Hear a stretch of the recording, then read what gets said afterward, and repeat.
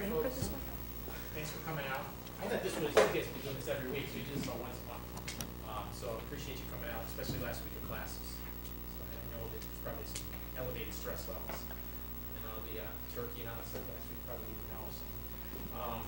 But I'm just gonna, we got a topic, I'll get into it in a second. See that, hopefully that works.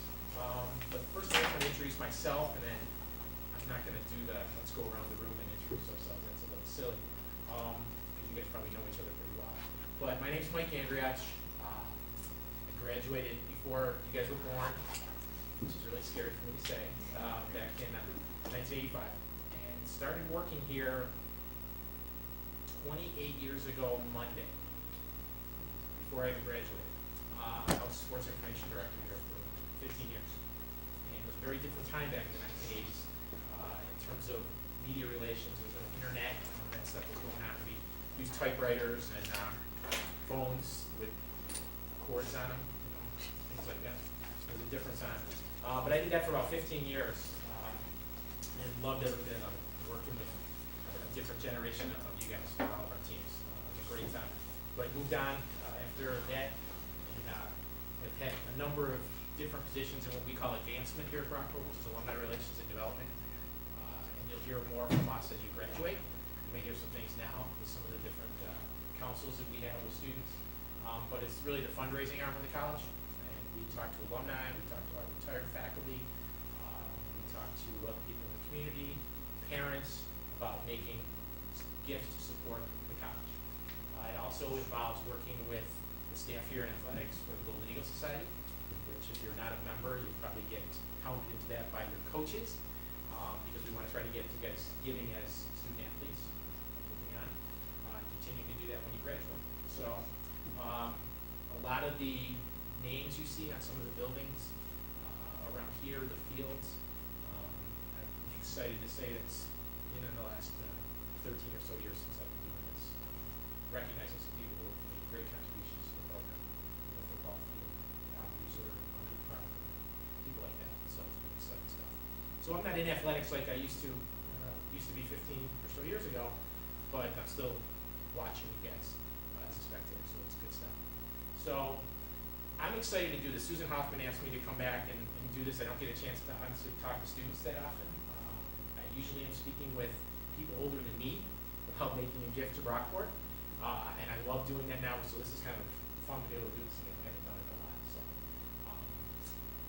I'm not going to, like I said, I'm not going to ask you guys who you are and all that stuff, but I know it's a cross-section of sports, right? We're talking about a little bit everything. I know men's basketball, just one, so we won't have any of those guys here. But you guys are, I know, I heard rugby, volleyball, you guys, hockey, softball, beautiful. What do you guys? Basketball, okay. Good start. Great. Okay. I really want this to be interactive, and you'll see that as we go. I've got some small group things, but they're not painful at all. But I think some good conversations. I got, you can see, you guys all have the book. When Susan asked me to do this, she said, I want you to do chapter 4 on composure. And not a topic generally you think about. You guys tell me if I'm wrong. It's something that we'll talk about tonight, and it's important. But it's not something you think about. You know, when you think of leadership all the time. You're thinking about motivation, thinking about training or whatever it is. So you don't always talk about composure. And I really enjoyed kind of thinking about this and going back in some of my history and looking at some other examples to go through it. All right? So we'll go through it, and again, please be as interactive as possible. I got to keep doing this because we're going to clicker. So we did all the introductions and all that stuff. Like I said, this is, it's an hour, right? We're here till about 9:15 or so. Feel free to interrupt, ask questions, all that good stuff. Okay? Good. And then goals for the evening. I don't do a lot of PowerPoint. I want to define this as as what composure is, especially as it relates to athletics. That's why we're out here. Why it's important, obstacles to it, good and bad examples, which is part of where we'll have some conversation. How you use it, composure to motivate, and I want to take some of this too. how many of you guys are thinking down the road you might be coaches? I coached club level soccer for several years, coached basketball many years ago, and I think it's good to have some of that conversation, if you guys are good with that, because a lot of the examples I think we'll talk about is coaching behavior, on the sidelines or in practice or whatever. So I think it's good to kind of relate that. It's still leadership, obviously, but I think it's good. But how it involves motivation, positive and negative. Then we'll do some small group type stuff. A coaching example that I want to kind of relate and get some ideas from you guys, and then we'll kind of include from there. So basically, the definition of composure is staying calm and in control of yourself, right? Everybody, I think, agrees with that. Not a difficult one. I think everybody understands what the word is. The only difference I put for athletics, and this is what I want to talk about, composure before and after competition. How many of you guys have ever, how many of you think about your demeanor before you go on the court, field, whatever? Just a show of hands. You do? What are you thinking about? Well, I mean, I'm a goalie, some people are coming here, but just consistency, what I do during the game, using my bottle throughout the game. Why is that so important? Well, I mean, the goalie's the most important position on the ice. So I mean, if you're not like compulsive with the game. I mean, I have my little water bottle on top of the mat, but I call it my beauty water bottle, where I just, every whistle, I just play with it, and it's like a stress ball, and it just keeps me nice and calm, and it's able to reset. It's just a tool you use. It's a little superstition, a little bit, but it's a tool. I just can't tell about. Does anybody mess with them? Okay. Who else? Do you think about it? Is this how often do you actually think about how your personality plays out in a game? I'll be honest. I mean, does anybody ever think about that? Okay, you don't think about it. How often do you think it does have a bearing on how your teammates or the opposition see you? Right? It does. If you kind of flatline and you're just not into it, if you're a leader on that team, chances are your team's going to play at that level, right? If you're overhyped and you're out of control, is that the way you want to lead your team in this situation? Maybe not. Maybe in some cases you want to do that. And we can talk about that as we go. But I think it's important, and I gotta be honest, until I thought about this topic, or until I was kind of assigned this topic, it's not something I really thought about. I think about it more, I think, as a fan now, when you watch people, when you watch athletes, when you watch coaches, when you watch anybody in life, how many people actually think about how they're behaving in a situation. It's critical. And this has nothing to do with athletics, it's how you have to deal with life. But when you're an athlete and you are part of a team, if you go out there, especially if you're a leader, if you go out there and you're having a bad day, that can significantly impact your teammates, right? So I think it's just something to keep in the back of your mind as you go forward. I really need to think about this before I get going my day. So I think that's a little bit different in terms of athletics. How about after competition? How many of you think about kind of like do a mental review of a game afterwards? Yeah? Yeah, I just think of like what I did wrong, what I did well, and like how, well, because my mom used to always talk about, like if you make a mistake, compose yourself, like she would always remind me. Okay, good. So then I think of it myself now. So after games, I think of how well I reacted to something, like good or bad. Good. Good. How many of the rest of you? Do you think that way? How many of you, put my parent in, how many of you growing up playing the sport you're playing now or another one, you get in the car after the game and your parent would start drilling you on questions like that? That happened, right? I mean, my wife used to get on me because I would do too much with my son especially. You're putting too much pressure. And I'd say, no, I'm not doing that. I'm trying to get into his head a little bit and see how how he's thinking. He played a lot of hockey. What's going on in his head? Because as a parent, you see things differently than the athlete does. And again, it goes back to that: are you ready to play? Did you prepare yourself mentally? And you play the game, and then afterwards, you kind of evaluate it. So that's what I think a little bit of this is. It's not just how you are, but you got to think about it going in, and then afterwards say, maybe if I had done A, B, and C, it would have helped our team, do better or whatever. Or I really did a great job today with this aspect of the game. And it was because I thought it through ahead of time. Make sense? Okay. Anybody, any other examples? Any other thoughts? How many of those conversations with your parents were annoying? All right. Yeah, I know what you're saying. All right. Talk to me a little bit about why just composure in general is so important.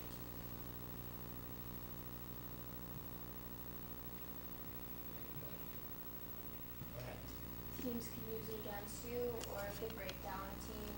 Also, if you're a leader, or in general, your team looks to you, like if your team looks at everyone and you're not composed, it could break down the team. Good. What else? Yeah. I don't know, I think when you have other players composed, like on the other side, because I think when they're on the cross, it's like kind of scary, because they're not freaking out when I'm standing in front of them, so I know that I don't really have it in the bag. Okay, good. Okay. So it depends on, you're reading them as much as they're reading you Yeah. in every situation. Okay. Anybody else? Yeah. Composure on our team, track and field is very contagious. So if like one teammate is too hyped up and has too much adrenaline, they'll just keep going to the other team doesn't really go like rush or throw or something like that. Sets a tone, Mhm. right? Okay. Any guys? Yeah, I was just gonna say basically just sets the tone, whether it's you see the other team, if they're not composed, you're like, okay, I think they'll lose this, or if you don't keep yourself as a leader or the rest of your team composed, then the other team's gonna view that way. Right. That's game. Do you think composure has anything to do with an athlete's place on the team? So a leader's composure versus, let's say, a freshman who's brand new. What's the difference? Go ahead. You're going yet. I don't think freshmen freaking out and you don't have much confidence in them compared to like veterans and more experience and like how they play and like that they can recover from it, they freak out real quick. Okay. And what's the difference on the other end? If you're a senior and you're freaking out, what's that telling the freshman? Probably not good, right? Yeah. I mean, if you've been on the team for a few years and you're struggling to keep it together, freshman will look at you, what did I get myself into? We'll talk. I've got an example of one of those a little bit later that I think would be kind of interesting to get reactions to. So it's critical because it sets that tone. It gets you in the right mindset. Other people are feeding off of you, whether you're a freshman first contest or a senior last contest or anywhere in between. You're all recognizing everyone else, right? You're seeing what's around you, whether it's your own team or the other team. And if you walk into a game and you see the other team's got that look of fear, or they just look like they were out way too late the night before and they're not ready to play, you've got a killer instinct, they're done. And they know it too. So you want to have that vibe that I'm in control here and I know what we're going to do. This is an interesting one. So give me an individual example of what triggers that lack of, that loss of control or composure. Yeah. I think a big one would be like a stupid play that leads to the other team scoring.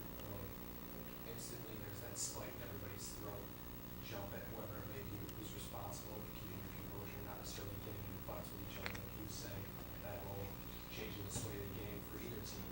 You see two teammates bickering at each other, and it's like, well, obviously their head's not in the game, they're going cutthroat with each other, not necessarily the other team.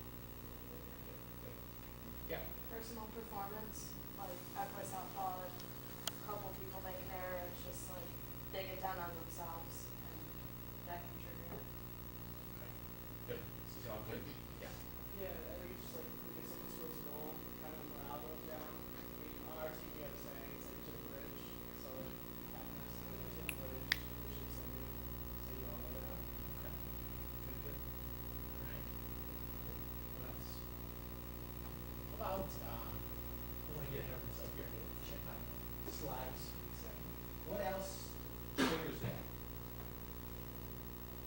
terms of triggers that are outside of your control. So you're on the field, you're on the ice, you're on the track. Go ahead. Our coaches' reactions Okay. Yeah. and their attitude when they show up. Yep. What else? Bad calls by the officials. Yeah. How often does that set you off? Right? And it's not something you can control. I mean, you may feel that it was a bad call, but if you overreact, again, if you're a leader on the team and you lose it, what's that saying to your teammates? Okay, you can't let it happen, right? So that's an important part of it. All of these pieces are critical, and whether it's an official, whether it's your coach getting on you, whether it's something you did, you've got to keep your composure so that the other team doesn't see it. If you don't, then you're showing a sign of weakness, right? That's what you don't want to do. One more slide right here. Okay. How do you manage those situations personally? So let's say there's a horrible call in a game. We're going to get into some examples of this. How do you manage that? Yeah. We huddle up as a team, like after a foul call or any dead ball situations, talk to each other quick and try to get everybody back on the same page. Yeah. I think for our team personally, when a bad call is made or something along those lines, the first thing we do is just try to move forward and focus on killing that penalty and getting back to the way that we were playing before. Just handling the situation and moving forward with it. Just get through it without any other issues. What about if you personally do something that you know, again, you committed an error, you tripped over a hurdle, you did whatever, but you did it. How do you handle that yourself? Yeah. So maybe own up to your mistake, like let your team know, like, my bad, I'll get the next one. But also like have a short memory about it, don't let it affect like the rest of the game. Yeah, go ahead. When I pitch, sometimes I talk to myself. You need a water bottle out there with you? Okay, good. No, that's good. You need to have something that kicks you back to where you were. Okay. Anybody else? Okay, so I mean, go ahead. Yeah. Sometimes when I make a bad play, if I'm like on the field, I like pick up some dirt and just throw it, just like put it behind me type of thing. Right. You know, it's that old one play at a time, one shot at a time, whatever it is. You know, something bad happens, you gotta have a real short memory. Whatever, you know, and that's true again, it goes back to anything in life. You have a bad day, you gotta get it out of your head. You gotta go back to what you know is gonna get you moving forward again. Okay. So it's exactly the same thing. Just let it go, move forward. Okay. All right, this will be some fun now for you guys. And I want you guys to kind of chime in on these, and I'm just gonna kind of start some things. This is good. Scott will know this. You guys know who Bob Knight is? But not the ESPN guy, right? You guys know what made him famous? Right? Great basketball coach. The first thing is throwing a chair. Now he did that. Bob Knight won 3 national championships in basketball. Okay? He didn't throw the chair until after he won his 3rd national championship. Tremendous basketball coach, fundamentally sound, one of the great basketball minds of all time. But all people know about now, especially your generation, is he's a crazy man. He threw chairs, he screamed. He did all that stuff early on, but not to the same extent. But when you throw a chair, that's what people remember. Out of control. Okay? But great basketball mind. Serena Williams. Tennis. Do you mean tennis players? Serena is one of the greatest female athletes ever. I think most people would agree. But a bad call goes against her. She berates chair umpires, lines people, makes inappropriate comments in press conferences, and people remember that stuff. And what's it do? It turns people against her. In terms of, it's different, it's an individual sport. She still is able to overcome it, but it turns people against her. Billy Martin and Earl Weaver, again, older generation. Baseball managers, known for their screaming antics, kicking dirt on umpires, throwing things all over the place, just insane people. This is a recent example. Any Bills fans in the room? Proud. Me too. Sunday, the Bills played up in Toronto and lost the game basically because Stevie Johnson was stripped of the ball late in the game, and Bills didn't get the winning field goal, and then they lost it in overtime on another bad play. Stevie Johnson is a talented receiver, but he's had attitude issues, perhaps is the way to put it, throughout his career.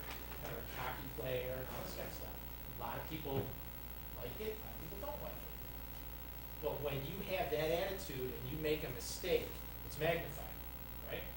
So he makes this huge error, loses the ball, Bills don't win the game. Fred Jackson is one of the captains of the team, one of the leaders of that team. And if you watch the game, Stevie's on the sideline, he's very upset with himself. Everybody else is walking away from him. Who's the only person who walked up to him? It was Fred Jackson. Went right up to him and got in his face. Because it was still, the game was still going on. It meant we were going to overtime. They're going to overtime. And basically saying, what would you guys say if you were Fred Jackson and Stevie Johnson just lost the chance to win the game? What would you say to him going into overtime? Right. We're going to need you. Don't lose it now. We need you. We're still playing. Game's not over. And that's what he did. That's a good example of showing leadership there. And then these two, if you're a football fan, you know who Bill Belichick is. And Bill Walsh was the architect of the great San Francisco football teams back in the 80s. If you saw Bill Walsh scream and yell, it was rare. He was a teacher. Bill Belichick does a little bit of screaming and yelling, but he's a teacher. He's very composed. They keep their teams model their coach's behavior. And that's what I'm trying to show with this. Their teams play like their coach. They're very fundamentally sound. They play hard, beginning to the whistle, and that's all great. But they're not out there just screaming at officials. They're teaching on the sidelines. They're talking to their players and trying to help them adjust to situations that need to be fixed. And that's the difference. Billy Martin and Earl Weaver were very successful baseball managers. But their style was to scream and go crazy. Bill Walsh, Bill Belichick, not the same. They teach. That's just it works both ways. All right. I'm going to put these two up. Who motivates you more? You personally. A composed coach, like I was just talking about with Walsh and Belichick, stays under control while teaching diagramming strategy. Or a screaming coach who's trying to pump you up. But It's gonna sound like a cop-out, but having both, No, it's I fine. think is definitely the best thing, because I've had just a screaming coach, and I've had just a very composed coach, you know, like currently our coach, for them, he's a really nice guy, during the game, well composed, doesn't necessarily lose his cool at all, no matter what it may happen. Anytime somebody does lose their cool, he's quick to get them in line. And yet, in high school, I had a coach who would yell at you to the world's end, and if you were talking while he was talking, we were doing sprints. And I feel like more people respected him because of that. I think there is like a nice equilibrium between the two that means for a successful coaching staff. I don't necessarily know that there's one better than the other individually, though. it's an individual choice almost. Who else? Anybody feel strongly one way or the other? Yeah, go I ahead. love getting on that.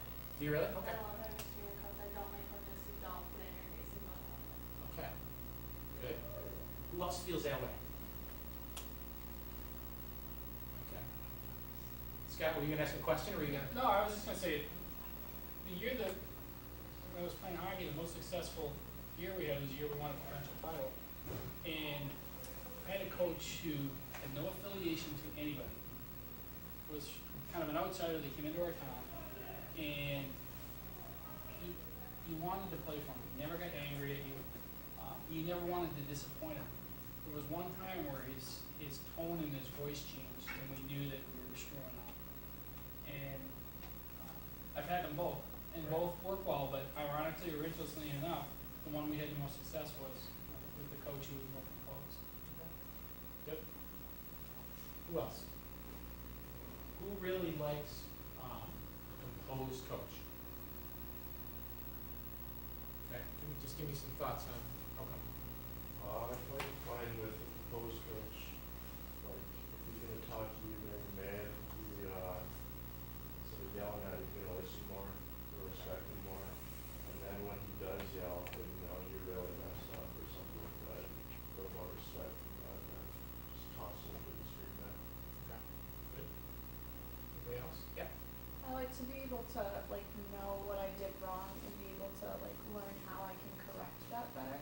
And I feel like you can get that more from a composed coach. And also like there's a difference in like their tone of voice. Like you can be composed but yet still have like a stern like tone to your voice to show that like you really mean what you're trying to say. Okay, anybody else? And there's no real right or wrong, but I think most coaches who are successful would take the best traits of both and use them strategically. You've got to be a great teacher, obviously, but there are times when you've got to raise your voice. You've got to get in people's faces. But what happens if you scream and yell all the time? Same as a parent, right? If you're yelling all the time, or if you just are laid back, you lose it both ways. You know, if you go too far of an extreme either way, you're lost. So you've got to have that balance. And certain people, and you guys probably know too, there's certain people that when they yell and scream, it doesn't have an effect either because it's just not who they are. So they've got to be a great teacher, but they'll motivate you in other ways. And there's certain people that they may not have a great grasp of the teaching side of it, so they just yell to get around it, right?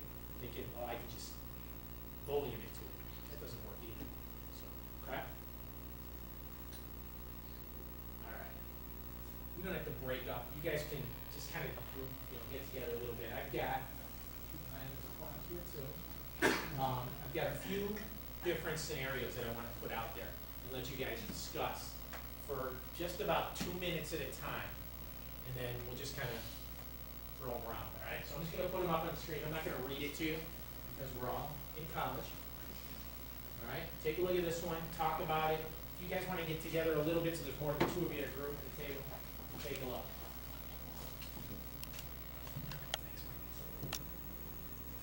2 minutes or so. Just talk it over and then we'll call on a group and we'll go from there.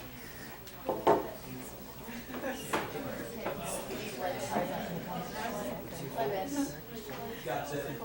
Yeah. It's full of it, you know. Girls and outside or something. Not yell at them, but like that's like acceptable to their coach. Yeah, like. I know. Now you're picking my like all the rest of the time. See.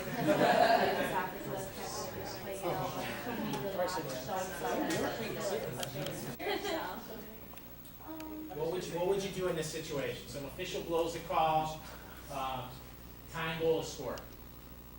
You're a member of the team. How do you react? We talked about Be honest. maybe picking your team up and not necessarily going to talk to the official about it because the officials really don't want to hear what players have to say. And maybe if you can just pick your team up to maybe push them to like just forget about it, like we can do this, we can score, and not so much worry about what the officials calls and stuff because there's people that make mistakes. Like we gotta just keep playing the game. So try to keep a positive attitude. Yeah. Pull the team together. You got it. Common collective answer. We actually all agreed that it would be really hard to keep our composure, considering that it was like not any individual on the team's fault, but like the ref's fault that this led to the opposition scoring. I know personally it'd be like difficult for me to contain my anger with the referee. So what could you do? Let's say you're senior captain and this happens, and it's a critical game. It's hard. I totally with you. But what can you do? Put yourself in the situation and try to project it forward. Project it to a sport you're playing. What would you do? Okay, it's hard, but you got to get over it. You got to say, look, we still got 10 minutes to go. This is a critical game. We're tied. It's not over. How do you get past it? You address your team as this is do or die. You either come back and respond or fall to a tie. It's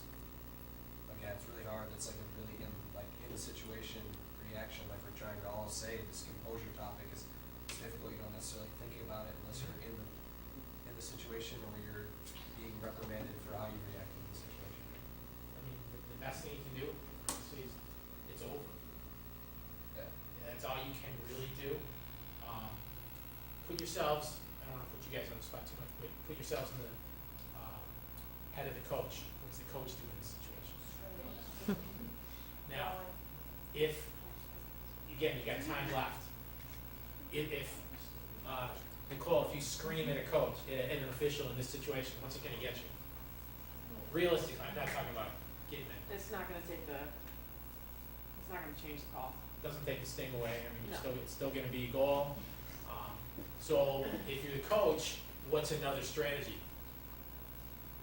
Yeah, Call timeout.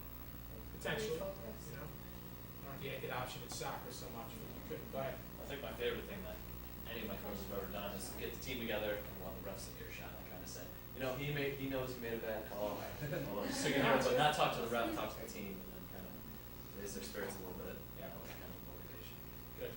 Like, it is a good way to do it, because they get the point. In a lot of cases like this, they know they made a bad, or, you know, they know they made a bad call, and even though they'll never admit it, something close happens the other way, if you don't go crazy on them, chances are you're gonna get that payback, potentially, okay? Anybody else have any other thoughts that we didn't cover? Alright. Next one. This is a little bit different from coaching. Take a couple minutes here and talk about this one. When I say take a swing, I mean a punch. Doesn't matter. That's why I didn't put hockey. Go ahead. I've actually had this almost happen in a high school game. I actually had a fight one time. I've never had a fight, but my initial reaction is always, you know, just take my teammates, you know, just kind of grab them, pull them away from the situation because it got bad one time for me in my high school. So our conference was very, very feisty, to say the least. So remove the target of the punch. Yeah. Okay. Okay, good. Yeah.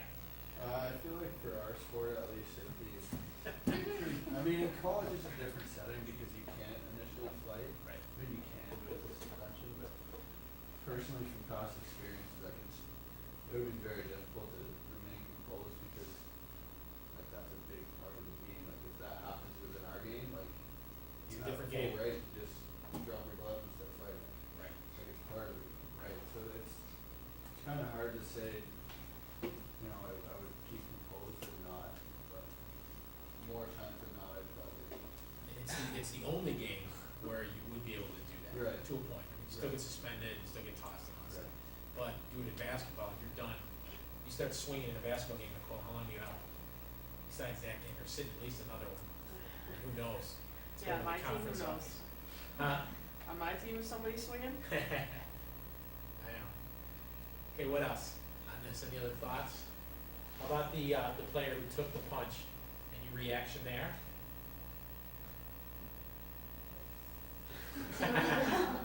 Well, you really gotta watch yourself, because if you try to interject yourself in that without just removing your own player, then what ends up happening? You end up getting jumped by somebody on the other team, right? And now you got a full-scale brawl. Where if you just take away the target of the punch, get that person under control, different situation, yeah. I mean, now that I think about it, I've been in the situation where you get in front of the net and you're up by 1 with 2 minutes left, and this guy just heaves you in the face. And like, at that point, you just look at them and start laughing. What are you gonna do? Like, especially in the college setting, because there is no fighting. It's like, what? Okay, go have fun, penalty box. Well, and that's the difference there, because they're gonna go to the box, and now you got an opportunity to win the game or whatever. Right. Yeah, I mean, like, I'm usually like the biggest kid on the field, so I have a lot of girls who will try to check me for sticks or like elbow me or like punching when we're going at it. But I mean, they always end up getting the card no matter what, you know. So I kind of just laugh at them. See, that's keeping your composure, right? That's understanding that if they wanna do that, you're gonna get an advantage, whatever the sport is. So if they overreact, let them do it, right? Okay, you don't need to talk about this one, but take a look at here. Same scenario, you're on the bench, but are the closest person closest person to the person who took the punch. Now what do you do?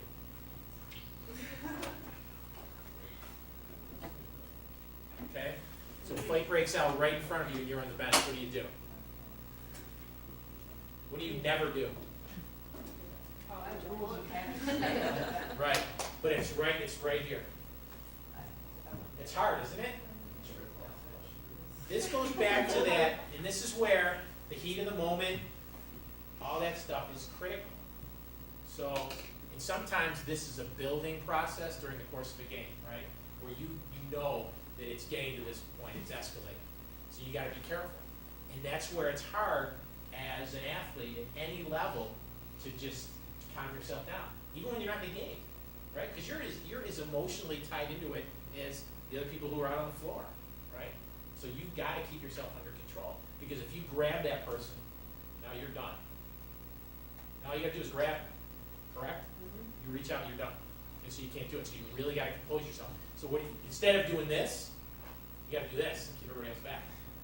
So that's just something. It's hard. I understand that, and it's true. This is not something you think about all the time, but it's something that, as a leader, you really need to be looking at. Is how do I keep myself under control at all times? Okay, here's an interesting one. I'll read a little of this. So it's 7th inning. Teammate drops a fly ball. They brought in the lead run. Okay? Your freshman, who rarely plays on a senior-dominated team, the player who dropped the ball is the only other freshman and a starter, and is coming to the plate to bat 3rd in the inning. How do you handle that situation? So you're the freshman sitting on the bench who barely plays, and your classmate drops the ball that brings in the tying run, and he or she's coming up to bat 3rd in the inning. This is a senior team. So take a couple minutes and talk about that. Go ahead. I guess you gotta let that player understand that you have confidence in their ability and reiterate to them that there's a reason why they start and mistakes happen. They just gotta step up to the plate here, lift the ball, or like step up to the plate. And, do their best. Hopefully it's in the team's favor. Okay. Good. No eight? Go ahead. As like a softball player, this actually happened on our team last year. Okay. And It's not against Portland. yeah. It's But, gotta be against Cortland. Go But ahead. we basically we were freshmen last year and we were the freshmen on the bench and we were just like, we still need you, like you still have to go out there and do your best even though you just dropped that ball, like you have to move on from You it. gotta make up for it, like, say you just dropped it, but you got a chance to go, like, do something, make up for it, so. Good. Okay. Would you, as the freshman on the bench, would you say anything to any of the seniors? Like, it's one thing coming freshman to freshman, but would you go to one of the leaders of the team and go say something to her? Well, I mean, our seniors pretty much did that, but. Okay, good. Yeah, a lot of these all happen. I mean, not specifically, your game last year, but these are all real life examples. So, just throwing them out there, the whole idea is just to kind of process it and get it in your mind so that once in a while, you're gonna run across these. And this one's a little bit different. And this is one I just wanna kind of talk through with everybody, and then this is a true example. I'll give you how I handled this. So you're playing, much more talented opponent. Okay, so again, either think about this as an athlete or project yourself down the road. You've already played them in a tournament, let's say, and they kicked your butt. They're just better. Okay? But you're coaching, or again, a leader. The team's not responding to the way you normally do things because they know in their mind that these guys are going to kill us regardless of how we play. Okay? And you're getting frustrated. Again, whether you're a coach or a team leader, because you can't stomach the fact that my team isn't going to play their hardest. Okay? What do you do to keep yourself composed and to motivate them?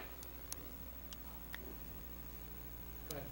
I guess the biggest thing is you have to make sure that they understand that you haven't given up, and you have the mind frame that if my team gives the best effort that they can give, we have a chance of taking this game.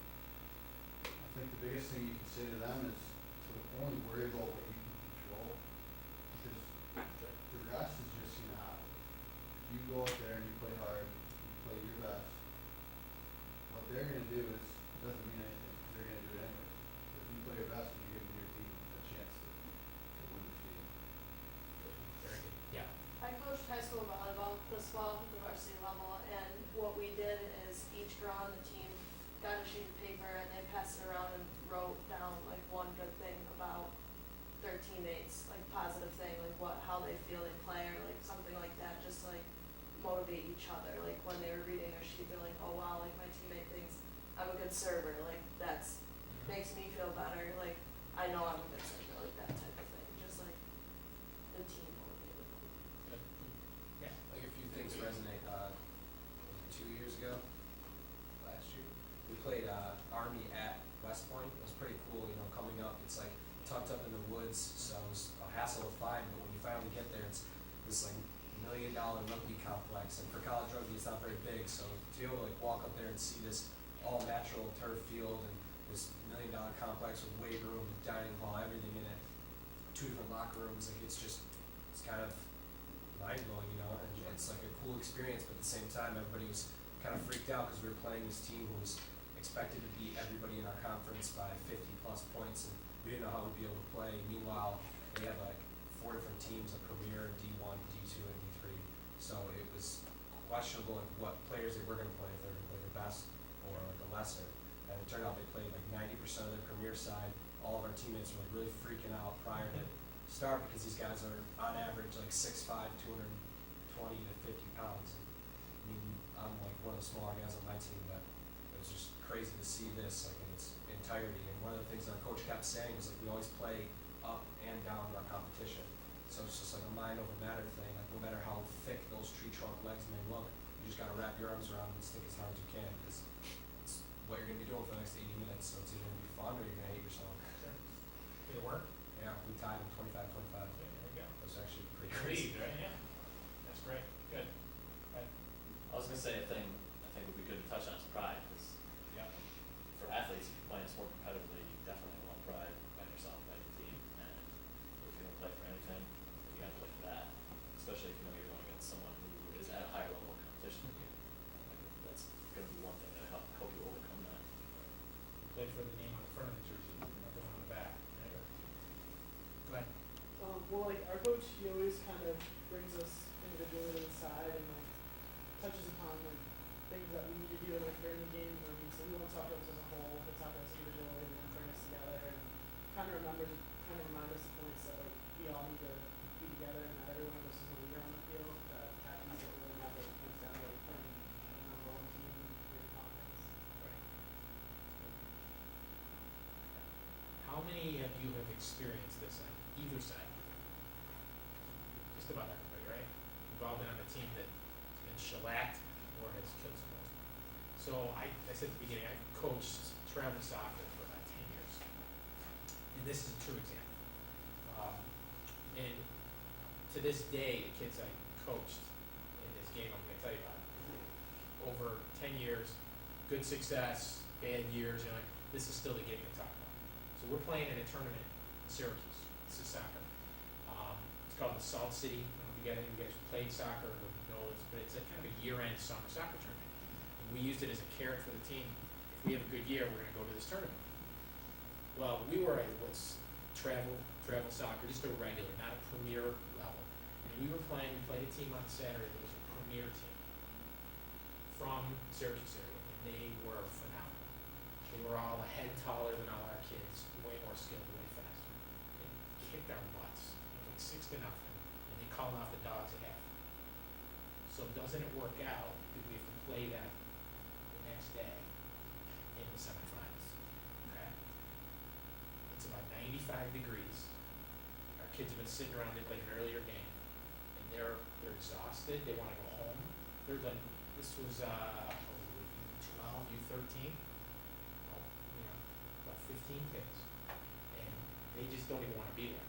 They're goofing around, and I'm getting pissed, because I know this team's better than us, but I'm fired up because I know that if we play our very, very, very best, we can at least hang with them. So I let them kind of do their thing off on the side. And the parents could just see the smoke coming out of my ears. Because we're there, whether we get killed or not, we're still there for another hour and a half until the game's over. So we're gonna do our best.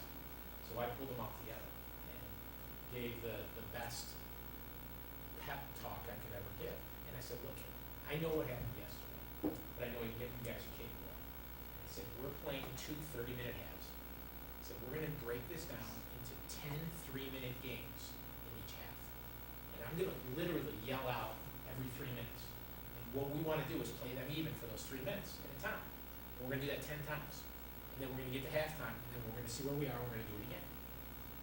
So I had them fired up. So we played the first 3 minutes, and I screamed out, it's still 0-0, 1 down, and I did that 10 times in the first half. Drew a scoreless first half. The other team was starting to panic, because they're like, we killed these guys yesterday. How are we not beating them? So halftime talk was real easy, because they were still fired up. So we get into the second half, exact same thing. Played scoreless 60 minutes. So the other team is just, they're in shock. Now the sad part is we didn't win the game, because one of the scenarios earlier, we lost on an awful offsides call. Otherwise, we win the game, or at least we stay tied and go out overtime.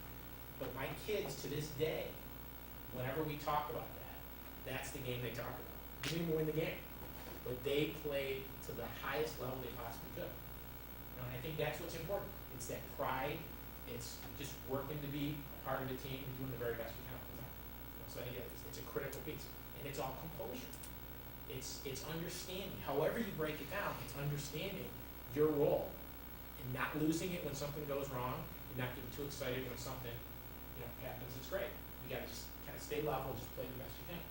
Okay. All right. This is a conclusion. It's supposed to be conclusion. Those of you who play basketball, cool. Sometimes a strategic loss of composure is good, and this happens in any sport. And you'll see this all the time, especially basketball is the one where you kind of get away with it, where a coach is just so frustrated with what's going on. They're not as upset with their own, with the officials. They're upset with their own team and the effort that they're generating. So a coach will get a technical foul just to get the team motivated. That stuff works, but if you overdo it, you lose the team because they know. So if you're not somebody who's going crazy all the time or all over the officials, you can do this strategically and have an impact. But if you're constantly on the officials, we had a basketball coach here several years ago who rode the officials from the opening tip to the final whistle. And by the end of the game, the officials were just so numb to it, it wasn't going to impact them. And the guys on the team, it didn't matter because they heard it all the time. So it doesn't have an impact. But if you can do it strategically, it works. So it's controlling that composure. Okay? I think it's important. And this is kind of getting into the last piece, and this is just an example that I kind of thought of.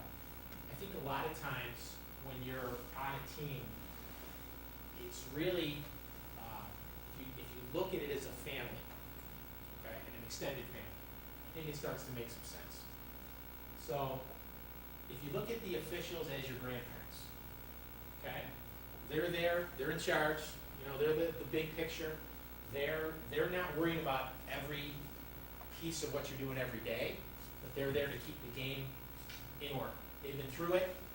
They're not at your practices. They're not in your meetings, but they know the game. They know how it's played, and they're there to just kind of set the parameters. Right? That's what the officials are. If a game is well officiated, you don't notice the officials, whatever it is. Right? That's what everybody always says. So you want to keep that lined up. So guess what? The parents are the coaches. If you lose it as a coach, if you lose it as a parent, it's the same reaction, right? You guys are 20 years old, give or take. You've all had interactions with your parents that have been good and been bad. Same thing's true with coaches, right? You can't, as a parent, you can't go over the top. You don't want to back off too much and give too much freedom because then other issues happen, right? The team leaders are those older siblings, whether you're an older brother or sister. If you're a single child, that's different, but you guys can get the picture. You're there to kind of keep everything going in the right direction. you've been through it all, right? Your younger siblings haven't been there, so you're setting the example, you're leading them through it, okay? And then guess what the last piece is? The younger siblings are freshman, sophomore, whatever. Setting that tone. And I think that's all that we're really talking about. Composure is just setting the tone for where the team is going. If you can control it, you control so much of what happens out there. If you can't, then who knows what's going to happen with your team. So as a leader, whether it's as a student athlete, whether it's as a coach, you've got to set that tone. Make sense? Okay. What else? Thoughts? Questions?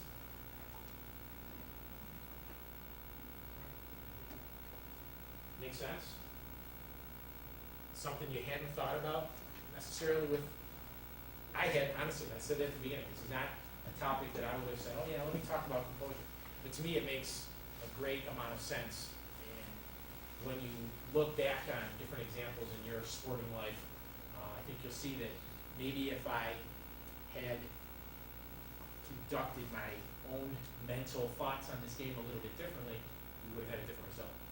So that's all I'm trying to get to you guys today, is think about that moving forward.